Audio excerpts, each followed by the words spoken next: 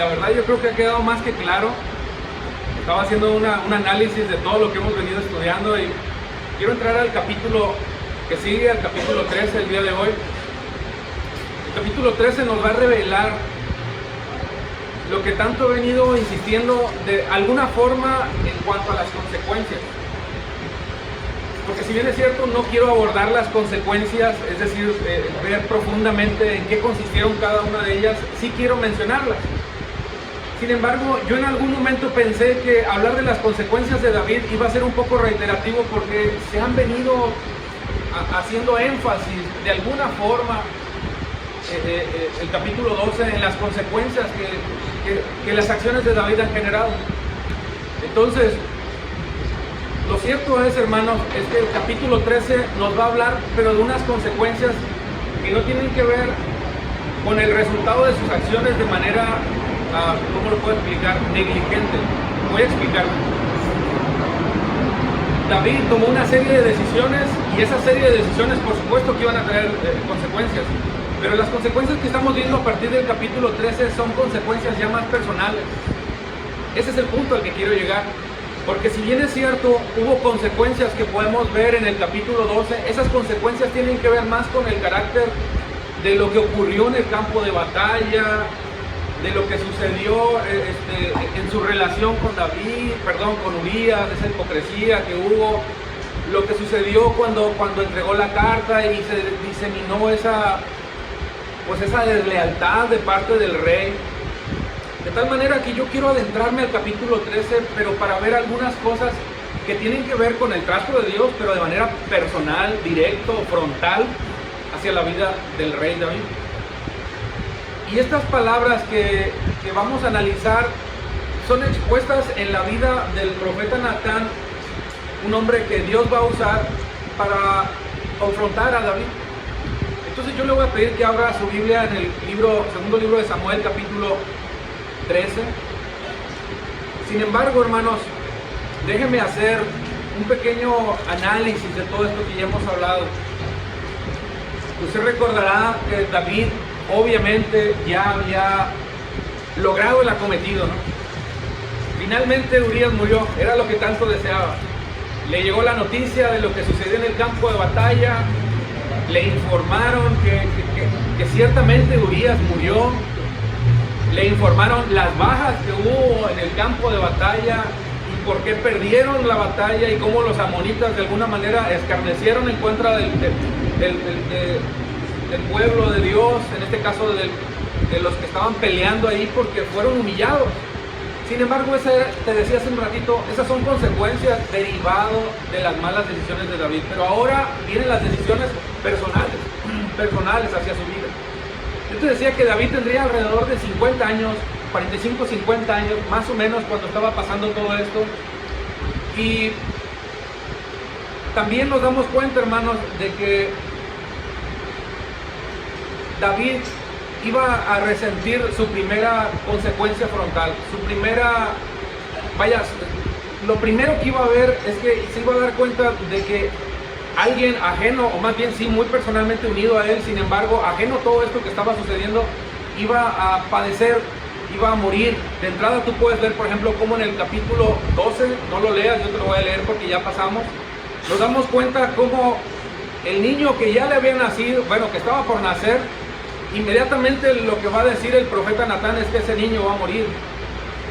Y eso nos puede sonar un poco contrastante, un poco fuerte, porque es alguien ajeno a todo esto. Nos puede sonar un poco duro, pero ciertamente tú te puedes dar cuenta cómo a través de ese pequeño ejemplo que te estoy poniendo, te das cuenta que empiezan a verse consecuencias serias en su vida. El capítulo 12, versículo 14 dice: por cuanto con este hecho has dado ocasión de blasfemar a los enemigos del Señor, ciertamente morirá el niño. Yo te decía, es el capítulo 12, hermanos, le dije 13, no es el capítulo 13, es el 12. Yo quiero que tú te des cuenta cómo se empiezan a ver ciertas consecuencias, ya más directas hacia la vida de David. Ahora, me gustaría que interpretáramos un poco la forma en la que Natán se introduce para reprender a David. Sin embargo, déjenme hacer algunas pausas, algunos comentarios al respecto. Porque ciertamente, hermanos, las circunstancias en las que se encuentra David son circunstancias que lo van a llevar a ser confrontado, y esto vale la pena señalarlo, porque todos nosotros estamos en un proceso que es en la formación de nuestro carácter. Yo quiero volverme a enfocar al punto de nuestro estudio, al punto de nuestra serie que tiene que ver con el carácter.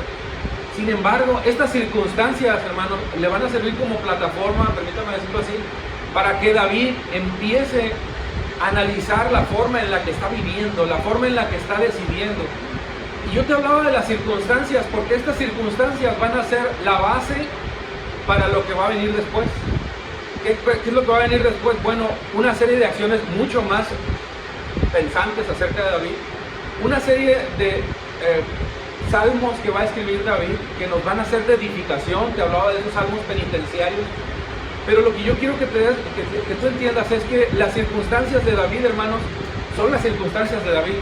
Eso significa que no tiene que ver que las mismas circunstancias que le ocurrieron a David nos van a ocurrir a nosotros. O sea, ciertamente David sufrió, ciertamente David lloró, ciertamente David le fue muy mal, fue colocado en un punto difícil en su integridad. Sin embargo, Dios va a trabajar nuestra vida, y las formas o las circunstancias en las que nos va a permitir a nosotros forjar nuestro carácter puede variar. Yo ruego a Dios porque ninguno de nosotros tengamos que atravesar por circunstancias similares a las de David. Sin embargo, estoy seguro, porque a mí, yo reflexionaba en este punto en particular, sí me tocó vivir una situación muy difícil en mi vida antes de casarme, y yo me di cuenta, ahora lo veo más que antes, cómo esa circunstancia trabajó mucho mi carácter. Me permitió moldear mucho mi carácter, porque conociendo a Dios y sabiendo que ofendía a Dios, hice lo que hice. Sin embargo, ahí es donde Dios empieza a forjar su carácter en nosotros. Y si algo que a mí me da paz, me da gozo, me da tranquilidad, es lo que efectivamente dice el apóstol Pablo a la iglesia de Filipo.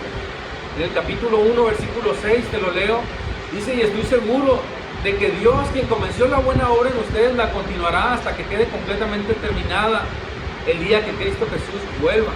Eso a mí me da la confianza, hermanos, de que de la misma forma en la que está tratando con David, o trató con David, aunque las circunstancias sean diferentes, de la misma forma va a tratar mi carácter, pero mi carácter al final de cuentas va a ser perfeccionado. ¿Por qué? Porque ese es el propósito de Dios, y es el propósito de Dios para tu vida. Solamente una cosita más al respecto. Nuestro pecado, hermanos, nuestras debilidades, nuestra torpeza, permítame decirlo así, no van a ser un impedimento para que Dios pueda hacer o haga lo que tenga que hacer en nuestras vidas. Es decir, Dios en ningún momento se va a ver sorprendido por nuestras decisiones. Dios nunca se va a ver frustrado en sus planes para lograr su acometido. Y Juan Calvino decía algo que me gusta mucho citar, y lo recordé justamente cuando estaba escribiendo esto, porque dice: Dios puede obrar grandes obras por medios y sin medios, y por medios contrarios. ¿Qué te estoy diciendo con esto? O sea, no importa las circunstancias, no importa que no haya medios que ayuden para que nuestro carácter sea forjado, no importa que el mundo se oponga incluso, pero si Dios tiene que hacer algo en tu vida, Él lo va a hacer con o sin medios que intervengan, porque Él es Dios y a Él nadie lo va a limitar. Bueno, habiendo aclarado eso, vámonos al versículo. Voy a ir al versículo, capítulo 12, para leerlo y tener el contexto y terminar ese capítulo, pero usted lo va a leer a partir del capítulo 12. Entonces David dijo al mensajero: así dirás a Joab, esto ya lo leímos, no tengas pesar por esto, porque la espada devora tanto a uno como a otro. Haz fuerte tu combate contra la ciudad y destrúyela, y tú aliéntalo. Versículo 26, y al oír la mujer de Urías que su marido había muerto, hizo duelo por su marido. Cuando pasó el luto, David mandó traerla a su casa, y ella fue su mujer, y dio a luz un hijo, pero David había hecho lo malo a los ojos de Dios. Ahora sí, el capítulo 12. Ahí sí léalo conmigo, por favor, porque vamos a empezar a ver las circunstancias. Y dice el versículo 1, entonces el Señor envió a Natán, a David, y Natán vino a él y le dijo: había dos hombres en la ciudad. Aquí empieza una parábola. Esta parábola es muy conocida como la parábola del caminante. Había dos hombres en una ciudad, el uno rico y el otro pobre. El rico tenía muchas ovejas y vacas, pero el pobre no tenía más que una corderita que él había comprado y criado, la cual había crecido junto con él y con sus hijos, comía de su pan, bebía de su ropa, de su copa y dormía en su seno. Y como era una hija, y era como una hija, para él, vino un viajero a visitar al hombre rico, y este no quiso, subraya esa parte, no quiso tomar de sus ovejas ni de sus vacas para preparar comida para el caminante que había venido a él, sino que tomó a la corderita de aquel hombre pobre y la preparó para aquel hombre que había venido a visitar. Dese cuenta cómo esta parábola tan interesante, lo primero que va a hacer es empezar a colocar a David en esa realidad. Va a empezar, que es lo que cumple finalmente el propósito de una parábola, ¿no? Es colocar junto a una cosa, es lo que significa una parábola. En este caso, una historia que va a ilustrar y va a tratar de reflejar lo que un hombre hizo. En muchas ocasiones las parábolas tienen como propósito manifestar una verdad, en otras ocasiones tienen ocultar una verdad para que tú la interpretes, para que tú la vayas discerniendo. Sin embargo, aquí hay algo que a mí me llama mucho la atención y me sigue llamando la atención, y quiero volverlo a decir porque lo dije el domingo pasado, y tiene que ver con el papel de los mensajeros. Porque si tú te diste cuenta, para que David hubiera hecho todo lo que hizo, ocupó mensajeros. Pero ahora Dios, el Señor, el Rey de Reyes, quien ocupa dar un mensaje a su siervo David, también va a usar mensajeros. Y es interesante cómo Dios va a utilizar un hombre, un mensajero, para que muestre el mensaje que quiere darle, para que le revele cómo Dios no estaba a favor de las decisiones que David tomó. Ahora, las noticias de este profeta no son para nada buenas, hermanos, en un principio.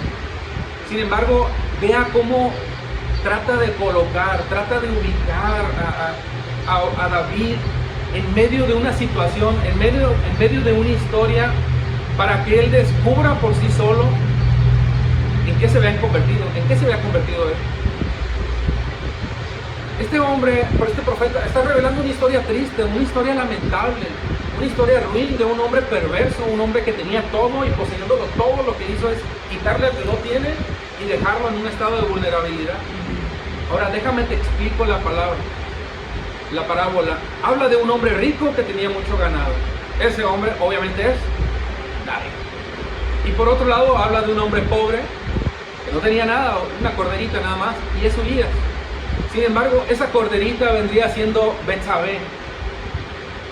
Y lo que hizo este hombre literalmente es, bueno, le llegó una visita, tengo que alimentarlo, pero en mi codicia, en mi afán de no tomar de lo mío,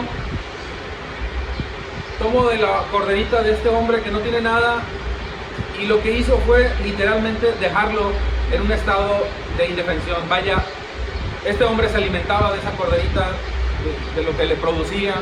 Dice que la unión entre esta corderita y estos personajes, y esta familia, era tan estrecha que se colocaba incluso en el seno, ¿no?, de él.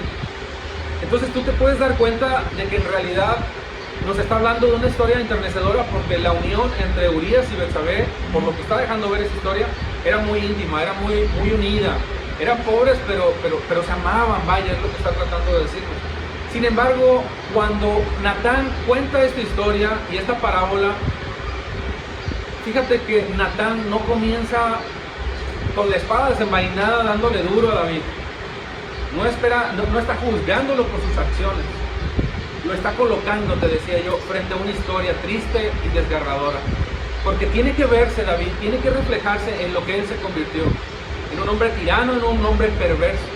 Y cómo fue movido en injusticia cuando Dios le delegó el reino a Israel, para que administrara la justicia. Ahora, yo quisiera que en el versículo 5 y versículo 6 tú te dieras cuenta cómo, sin necesidad de emitir un juicio Natán, David se enjuicia a sí mismo. O sea, Natán no le dijo, tú eres un hombre perverso, tú hiciste esto, tú hiciste aquello. No, deja que David emita un juicio y se condene a sí mismo. Si estás conmigo, el versículo 5 dice, y se encendió la ira ¿de quién? De David, en gran manera contra aquel hombre, y dijo Natán, vive el Señor, que ciertamente... Y dijo a Natán, vive el Señor, que ciertamente el hombre que hizo esto merece morir. En su traducción literal está diciendo, este hombre es un hombre es hijo de muerte. O sea, este hombre necesita ir a la hoguera, literalmente, ¿no? Y debe pagar 4 veces por la cordera porque hizo esto y no tuvo compasión. Este hombre está citando la ley. No dijo por casualidad 4 veces. Es que esto lo expone el libro de Éxodo y Levítico, capítulo 22 de Éxodo, versículo 1. Expone el Señor cómo debe responder un hombre si toma algo que no es de él. Entonces, date cuenta cómo David solito se está enjuiciando, ¿eh? Solito se está enjuiciando. Pero el versículo 7 es interesante. Entonces Natán dijo a David, ¿qué cosa? Tú eres aquel hombre. Y así dice el Señor de Israel. O sea, agárrate, ¿no? Como dicen, agárrate, papá, porque ahora sí viene la palabra fuerte. Bueno, ahora viene el juicio, ahora sí, el veredicto de Dios. Yo me quiero imaginar qué habrá pasado por la mente de David cuando este hombre le dijo, tú eres ese hombre. Le ha de haber caído como un balde de agua helada porque David ya se había enjuiciado, hermano. Solito se colocó en una posición de juicio a sí mismo. Tú eres aquel hombre, así dice el Señor. Ahora, lo que viene a continuación no es un reproche, hermanos, de parte de Dios, porque pareciera que fuera un reproche. Es una reprensión. Y Dios se va a mostrar en la vida de David en primera persona para decirle cómo él fue y cómo él es el centro de todo lo que él poseía. Es decir, Dios le va a decir en los versículos siguientes a David, todo lo que tú tenías, yo te lo di. La fuente de mi poder, la fuente de tu poder, la fuente de tu gloria y de tu riqueza y todo lo que gustabas, yo te lo proveí. Y lo puedes leer en el versículo 7, línea seguida donde me quedé. Así dice el Señor, Dios de Israel. Fíjate, ¿quién? Yo te ungí sobre Israel y te libré de la mano de Saúl. O sea, te di la responsabilidad de todo cuanto hay en el palacio, de todo cuanto hay en el reino, incluso complací tu corazón. Te di de todos los deleites que puedas encontrar en el palacio. Yo te ungí sobre Israel y te libré de la mano de Saúl. Yo soy tu libertador. Pero dice también el versículo 8, yo también entregué a tu cuidado la casa de tu Señor. Te di el palacio y te di las mujeres de tu Señor. O sea, te di el palacio y te di cuanta mujer incluso había en el palacio. Traje gozo, complacencia a tu corazón. Pero el versículo 8 dice, te di la casa de Israel y de Judá, es decir, te di el reino literalmente. Y mira lo que concluye, y si eso hubiera sido poco, yo creo que es la palabra que a todos nos han dicho, que nadie nos gusta que nos digan el hubiera, pero lo está enfatizando. Y si eso hubiera sido poco, tuviera, ¿qué cosa? Añadido muchas cosas más. Hubiera sido poco, te hubiera incluso añadido más. Y aquí con esto ya no voy a alcanzar a continuar, pero fíjate cómo esta parábola le permite abrir los ojos a David, para que al final de cuentas David caiga literalmente postrado, literalmente comprendiendo la posición en la que estaba. Pero el versículo 9 también es determinante, porque dice, ¿por qué has despreciado la palabra del Señor? O sea, David, ¿por qué hiciste vil lo que es santo? ¿Por qué profanaste mi mandato? ¿Por qué deshonraste lo que es sagrado? ¿Por qué rechazaste en tu corazón lo que yo digo, lo que yo establezco como una verdad? Eso es despreciar, rechazar lo que Dios dice, poner por poco, tomar por poco lo que Dios dice. Y eso a nosotros nos debería colocar en un punto importante, hermanos, porque muchas veces nosotros menospreciamos la palabra del Señor. Pero en pocas palabras lo que le está diciendo Natán a David es, ¿por qué rechazaste e hiciste ver como poca cosa mis mandatos? ¿Por qué mi palabra lo hiciste tan vil, tan ruin? Lo bajaste, lo menospreciaste, haciendo lo malo. Hermanos, hay que continuar, obviamente, no voy a mencionar mucho más porque ya no me alcanza el tiempo, pero el próximo domingo, Dios permita, solamente voy a mencionar las consecuencias. Esto es la antesala de las consecuencias, definitivamente no puedo todavía abordarlas, pero date cuenta cómo los versículos siguientes va a venir ya el veredicto de Dios, pero hablando de las consecuencias directas sobre David. Consecuencias como, por ejemplo, David iba a perder un hijo que se supone, más o menos creían por ahí que tendría alrededor de un año, un poquito más. ¿Cómo se sabe? Pues porque cuando Betsabé estaba encinta y cuando llegó Natán a reprender a David, ese hijo ya había nacido y le señala al niño.